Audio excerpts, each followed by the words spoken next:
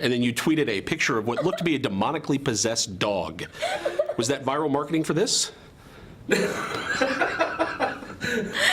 believe you saw that. I was driving with my brother, and we were going to McDonald's at like 1 a.m. And I was like, Mom, Brandon and I are gonna go get some food, because I wanted fries. And we got in the car with Frankie, and Brandon put her paws on the wheel, and I was like, hold on! And whenever she looks into a camera lens, her eyes go green. Yep. It's really weird. Yeah, very scary. Yeah, but she's the best. She's a good dog. So both of you in this movie are playing characters who have big secrets, and that's kind of the structure of Dark Shadows and soap operas in general. When you're playing something where there's levels of what you can reveal, how do you kind of balance that?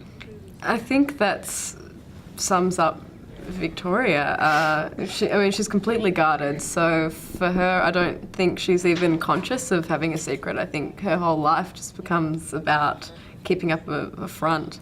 Yeah, I mean, I guess Carolyn kind of chalks her secrets up to teenage angst. You know, from the minute you meet her, you're like, oh God, it's just an angsty teenager. But then you realize by the end of the movie, she is not just an angsty teenager. Well, it feels in some ways like there's almost several seasons of a show crammed into this one movie, because it's all crescendo, it feels like, after a while. Everybody gets their big moments.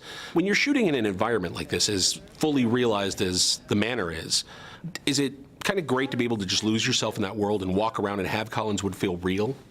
Yeah, definitely. And it makes it a lot easier, and you have to do a lot less work when it's already all there for you. You don't have to imagine it. Definitely helps. I mean, with being an actor, it's like, you know, whenever you're like working opposite green screen or something, it's always confusing, because you're like, is this the person or is that the dog? You're like, I don't know where I'm looking. And then, you know, when you're in a set where you look around and you are your character and your character is you don't have to fake it. You just are. Obviously, you're playing opposite some icons in this movie. Depp has become an icon. Michelle Pfeiffer is an icon as long as most of us can remember. Yeah.